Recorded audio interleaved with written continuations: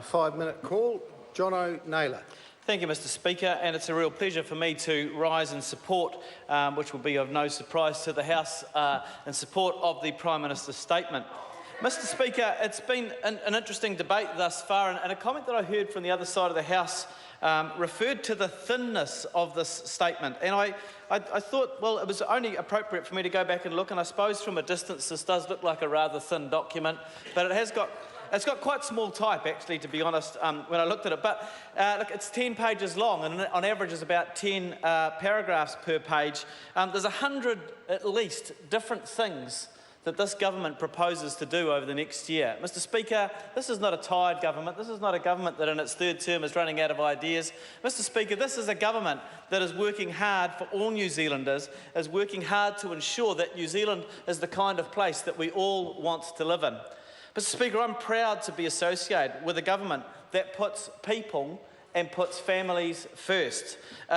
This is a government that has increased over this time period the minimum wage, as the Minister of Finance said today, I think by 27%, while inflation's only been 11% over that time period.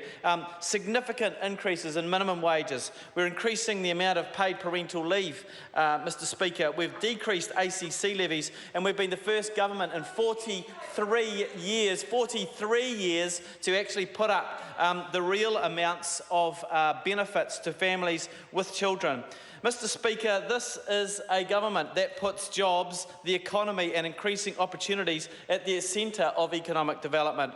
Mr Speaker, we are moving forward, we are moving on with new ideas, and we are taking an innovative approach to solving some age-old problems. Mr Speaker, over this time period, over recent times, and we're going to continue to do this as outlined in the Prime Minister's statement, Mr Speaker, to continue our investment approach to public services.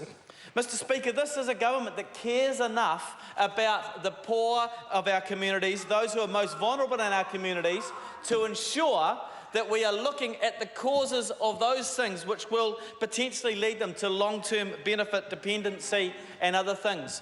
Mr Speaker, if we just simply say we're going to throw money at this, or we're going to continue doing things the way we've always done and somehow expect to get a different result, Mr Speaker, we will be fooling ourselves. And so what we are doing is ensuring that we take innovative approaches, an investment approach, to ensure that those people who are at most risk of long-term welfare dependency, who are at most risk of suffering harm, those who are at most risk of not achieving educational standards, that we're going to provide better services to them, more targeted services to them to ensure that their needs are met. And we're doing that through the social housing reforms, and we were debating that last week, and it was good to see some of those bits of legislation go through that will ensure we can provide better social housing for our people. That we're not sitting back and simply saying that because someone came up with an idea in the 1930s that that's the only good idea that you could ever have about social housing. No, Mr Speaker, we are moving forward. We are trying to be innovative. We are looking for new ways to do even better things for the people of New Zealand. But, Mr Speaker, this document is, I think, particularly good because it isn't sort of a narrow focus document. Mr Speaker, the Prime Minister's statement to Parliament for this year is wide-ranging. I've just talked about our social investment strategy. Mr Speaker, we're also committed to the regions of New Zealand. We're committed to a regional growth program. We've seen regional growth studies across a number of communities in New Zealand, and that's going to keep happening to others as well. But, Mr Speaker, this is about setting a blueprint for regional development and regional growth. I'm privileged to live in a community where we can take byproducts from animal slaughter and turn them into pharmaceutical products, and it's fantastic to see the innovation that's happening there.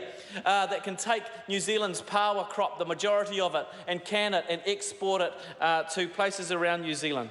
Mr Speaker, we're moving forward economically, we're moving forward socially, and we're moving forward environmentally. Mr Speaker, we are committed as a party to continue to clean up New Zealand's rivers. That's why we've got our new freshwater consultation document out There's been great work done, I know, in my own backyard, in the Manawatu, where $5.2 million from the Freshwater Clean-up Fund has been invested. The community is working together alongside government to clean up the Manawatu River. We know that the progress is slow in these areas, but we're going to see progress. Mr Speaker, this is a great statement from our Prime Minister. It outlines exactly what we want to do over the next year, and it will be better for New Zealand.